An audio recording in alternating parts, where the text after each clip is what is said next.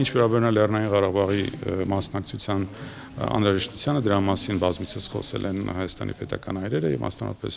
նրանք, ովքեր որ ամիջական մասնակցություն եւ կապ ունեն բանակցային գործընթացով։ Հայկական կողմի մոտեցումն ինչպիսին է, ինչի շուրջ են շարունակվելու բանակցությունների սկզբունքներով։ Դուք տեղյակ եք Վիեննայի հանդիպման արդյունքում արված հայտարարության, այդ թվում նաեւ համանախագահների կողմից արված հայտարարության մասին խոսքը գնում էր այդտեղ ձեռք բերված պայմանավորվածությունների համաձայնությունների։ Դրանք են, որ եղել են արդյունք Վիեննայի հանդիպման եւ այլ փոփոխություններ բանակցային գործընթացում չկա։ Խոսքը գնում է այդ պայմանավորվածությունների կատարմանը։ Այնտեղ մի պայմանավորվածություն է ձեռք բերել սահմանին այդ հատուկ սարքերի տեղադրել, նախագահն ասաց, որ ձեռք բերվածից մեկը դա է։ Դրանցից մեկը դա է, այո, դրա մասին հստակ շարադրված են պայմանավորվածություն, այսինքն խոսքը գնում էր եւ հետաքննող մեխանիզմի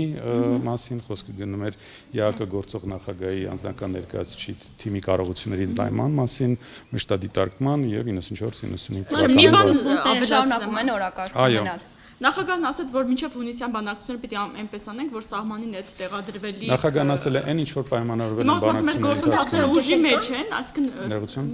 ուժի մեջ են, այսինքն այդ սահմանին հատուկ սարքերի տեղադրումը։ Այսինքն այդ գործընթացը արդեն սկսել, որտեղ նախագահը ասաց, մինչև հունիս պիտի այնպես անենք, որ Հայաստանը եւ համանախագահների հետ մեկտեղ անում է ամեն ինչ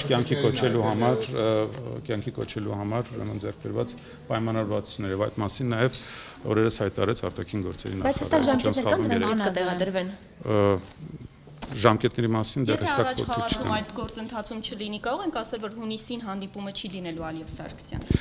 Չեմ ուզում հավատալ, որովհետև որքանով ես եմ տեղյակ կամ տեղյակ եմ հրապարակումներից, պայմանավորվածությունը հստակ է, կողմերը տվել են իրենց համաձայնությունը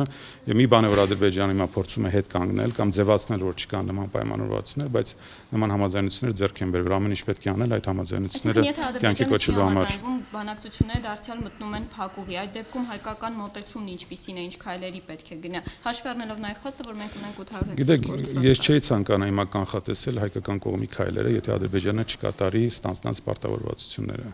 Կգա ժամանակը դրանց մասին հրապարակային խոսի նաև արտաքին գործերի նախարարությունը։ Կենսունակի նաև այսօր, իսկ այդ 800 հեկտար տարածքի կորուստը չի խոչընդոտում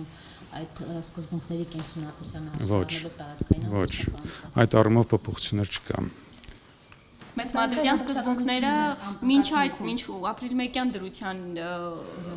հետ կապված են, չէ՞։ Այսինքն դրությունը փոխվել է։ Վիեննայում քննարկվել է այն, ինչի մասին արդեն հայտարարվել է։ Այսինքն ես չէի ցանկանա հիմա այս կարևորագույն հանգրվանում հավելյալ դատողություններ անել, զուտ նպատակ ունենալով ուրեմն ճանապարհ մենք պետք է բոլորս այնպիսի միջավայր ստեղծենք, որպեսզի այդ պայմանավորվածությունները կյանքի կոչվեն։ Եվ փուլային մասի խոսվում է բանակցային գործընթացում սկզբունքների երկու մոտեցման մասին, փուլային տարբերակ դրա մասին խոսվել է, փաթեթային է լուծումը, համապարփակ փաթեթային լուծման մասին է խոսքը գնում։ Կազանյան սկզբունքը փաստաթղթով է թե։ Չէ, փաթեթային լուծման մասին հայտարարություններ եղել են նախկինում, խոսքը գնում է համապարփակ փաթեթային լուծման մասին, իսկ փուլայինի մասին նախարարությունը կարծեմ արդեն հանդես է եկել համապատասխան պարզաբանման, խոսքը գնում է իմպլեմենտացիայի